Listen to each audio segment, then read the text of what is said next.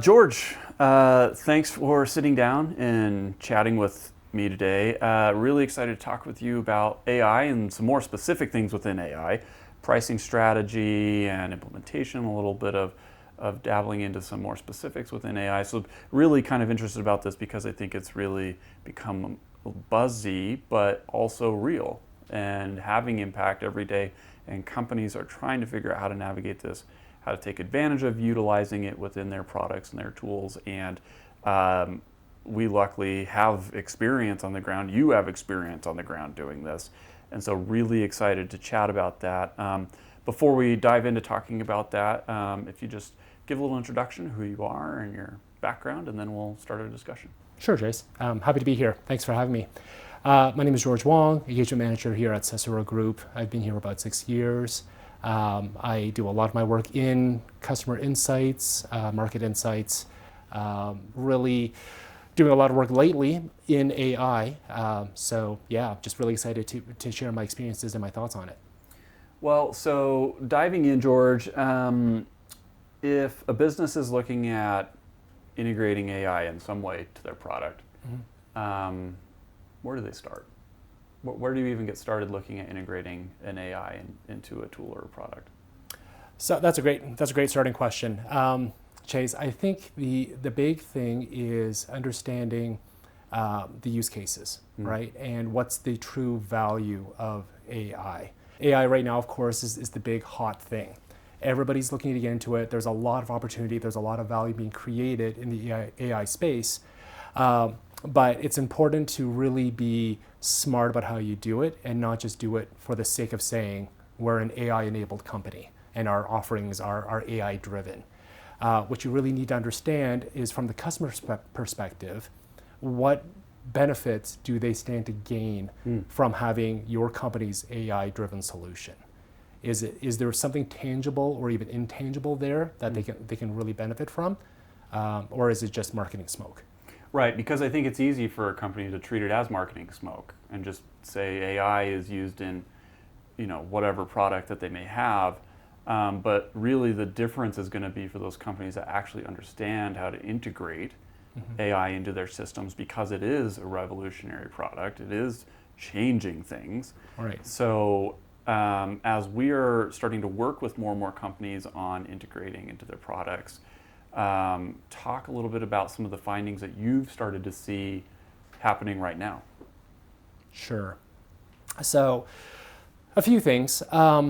First of all, I think one of the big findings when it comes to that interaction between companies offering AI and customers that are looking to buy it is that there is a pretty big difference in understanding. So the companies that are investing heavily in developing AI-driven solutions, they put a lot of time and money into it. And so they understand it from the developer's perspective, from the innovator's perspective. Customers really don't have that same perspective. All they're looking for is understanding, what is it going to do for me? How is it going to change my life or my company, let's say. And I think one of the problems that our clients often have is that they don't understand that difference. And so when they go to position their AI offerings to their customers, they're almost speaking a different language. The customers don't get it. They look at it and say, oh, okay, I'm not sure what this will actually do for me, and you're asking me to pay how much for it? Yeah, I don't see how that is going to be a good ROI for me. I'm going to pass, right? If anything, I will wait until this is better understood by me, by the market. I'm going to wait until the big players in whatever industry I'm in are doing it, and then I'll feel compelled that, okay, they've made the first move, they've taken the plunge, their company's okay, it's now safe for me to do so. Well, and I think you hit on a key word there, which is pay. And so I know that you've been doing some pricing work with AI products and companies that are trying to incorporate AI, and they're just not quite sure where to even price things. What is the premium that people are willing to pay for AI when it is attached? And I think there's a lot that can go into that, but can you talk a little bit about some of that work you've been doing recently on helping companies to determine what pricing looks like for AI products? Sure, Chase, absolutely. So there's a couple of ways to approach that. The first is a bit more empirical, let's say, and quantitative. It's actually looking at the true value of the AI solution. So whatever benefits it is looking to deliver, being able to understand from the customer's perspective, what does that actually mean, right? In terms of increased productivity, decreased costs, increased efficiencies, right? These tangible things. So you could look at a customer market and say, yeah, we think that on average for a customer in this space, it's going to save them, let's say $500,000 a year, right? Great. But the other piece, though, is then understanding from the customer's perspective, again, because AI is so misunderstood, or at least not well understood, what's their perceived value, right? You could drop that $500,000 figure in front of them, and it's honestly sometimes a crapshoot whether or not they're going to see it as well. And so it's really then understanding from the customer perspective, what do they think the value is, and what are their perceived benefits? Because that they could actually have a set of intangible benefits that you can't easily measure using your statistics and number crunching. Well, and that can't easily measure, is interesting to talk about some of the pitfalls, right? And so what, as they're looking at this and trying to understand it, what are some pitfalls you're starting to see emerge that people need to consider? There are a few big ones. I mentioned before, right, that this AI world is very new and everyone's rushing. There's a bit of an arms race, if you will. Companies are trying to get in there first, be that first mover, be seen as a leader in AI. And what they are sometimes doing, we've seen this, is that they're developing solutions without understanding the problem. So they're finding probably a pretty cool way of using AI. That's great, right? And then they look at it and say, okay, now let's figure out what problem we can solve with it, right? It's a little bit backwards. And that, of course, makes it very difficult to sell to customers. Well, so, having a solution in search of a problem, I think, can be pretty consistent across a lot of different types of products. What are you seeing consistently as, I guess, some of the solutions? Well, actually, I'm not going to ask that question. It was getting a little too convoluted in my brain. So, George, what are you seeing as some of the common themes these companies are? Is there I'll ask it this way. Are there commonalities that you're seeing with some of the clients that we're working with and the tools that they're trying to build for? No, I don't want to go that route either. We'll just wrap this up. So, George, we've been talking about the pitfalls and the nuances and trying to understand how to optimize pricing for an AI product. Right.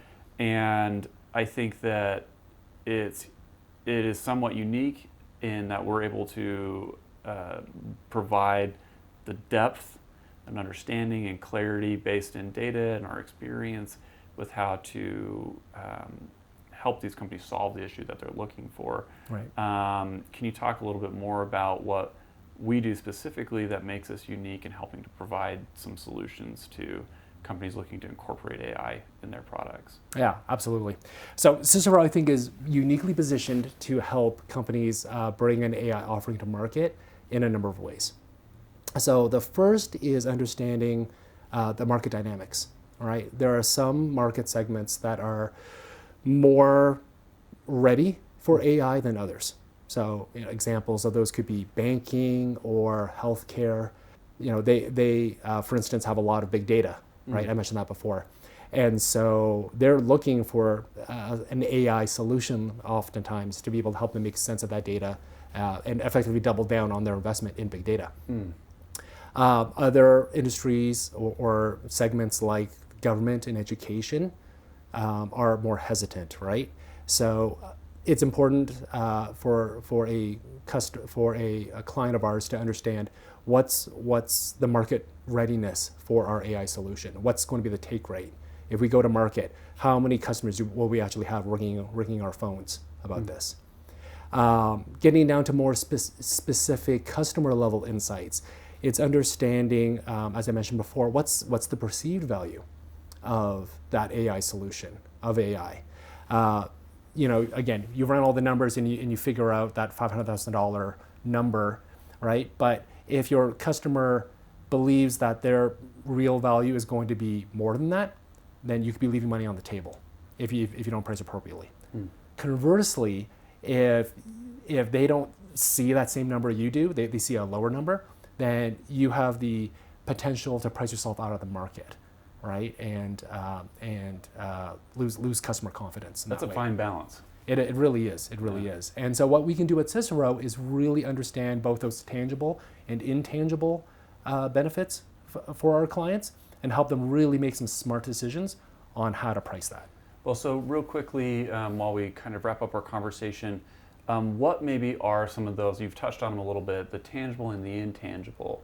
Can you run through a couple examples maybe of each as like a little takeaway here at the end of our conversation? Like client-specific type deals? All right, so had one client who is in collaboration software, and their AI solution will help the users of their software to generate takeaways after meetings, let's say, right? It'll actually analyze everything that was said during the meeting and create a set of action items. So some of the benefits there are having action items being assigned to specific stakeholders automatically, make sure nothing's being lost. It'll actually categorize some of the notes or things that were said during the meeting into the appropriate buckets to go with each action item.